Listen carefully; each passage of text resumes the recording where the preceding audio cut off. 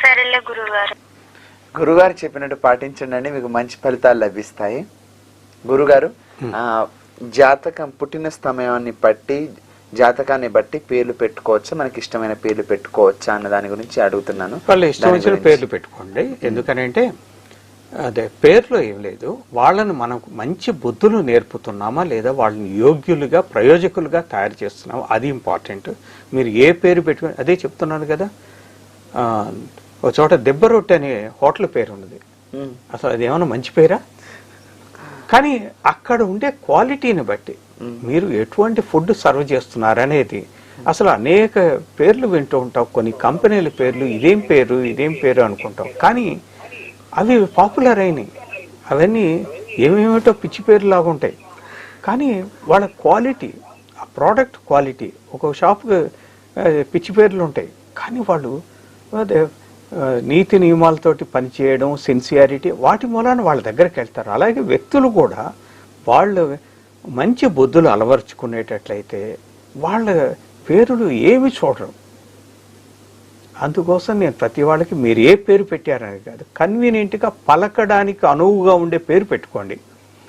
అంటే కొన్ని పేర్లు ఉంటాయి పలకడానికి వీలుగా, అవి ఆ ఒత్తులు క్రాలు అవి. అంతేకాకుండా 10 దేవుళ్ళతోటో 10 మంది 10 భాగాలు వచ్చేటట్లుగా పేర్లు A to Z అని అంటూ ఉంటారు.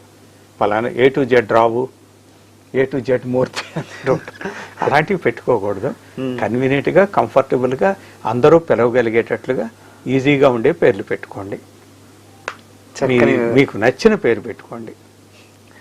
అంటే జాతకం పరంగా పెట్టుకోవాల్సిన అవసరం లేదు, మనకు నచ్చిన పేరు పెట్టుకుంటే మంచిదంటారు.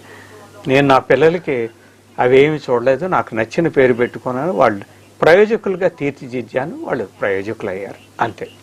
చక్కని వివరణ ఇచ్చారు గురుగారు.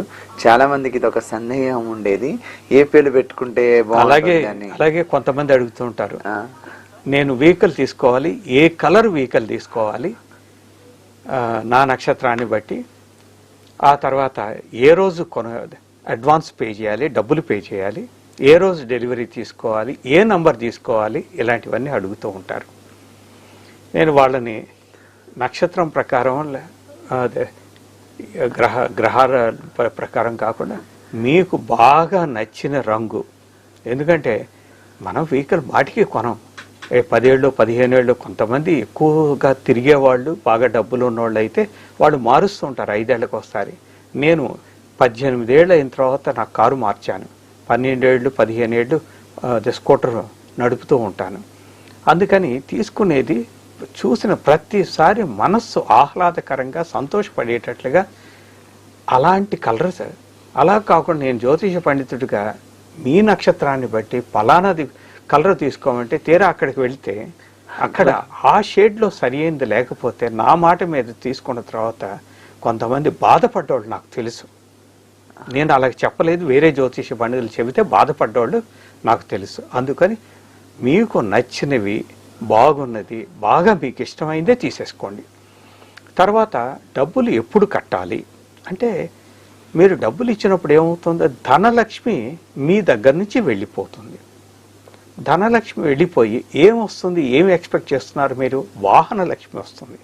సో ధనలక్ష్మి వెళ్ళిపోయి వాహన లక్ష్మి వచ్చే రోజు మీకు కలిసి వచ్చేటట్లుగా ఉండాలి. అంటే మీకు ఆర్థికంగా కలిసి వచ్చేటట్లుగా ఉండాలి. అది మీ నక్షత్రానికి సంపత్తార అయిన రోజు ఉండాలి. ఆ రోజు నక్షత్రము సంపత్తార అయి ఉండాలి. ఆ తర్వాత డెలివరీ తీసుకునేది ఎప్పుడు తీసుకోవాలని అడుగుతూ ఉంటారు. దానికి ఏంటంటే, మీరు ఆ వెహికల్ మీద వెళ్తున్నప్పుడు మీకు యాక్సిడెంట్ కాకూడదు, అలాగే మీరు ఎవరికి యాక్సిడెంట్ చేయకూడదు. అందుకని క్షేమతార ఉన్న రోజు మీ నక్షత్రానికి ఏ రోజునైతే క్షేమతార ఉండే నక్షత్రం ఉంటుందో ఆ నక్షత్రం ఉన్న రోజు తీసుకోమని చెప్తాను. వాళ్ళు అలాగే తీసుకుంటారు. ఇక నంబర్ గురించి అదే మీ ఇష్టం అని చెప్తాను, అంతేగాని నేను మాత్రం ఫలానా నక్షత్రం అని నంబర్ చెప్పను.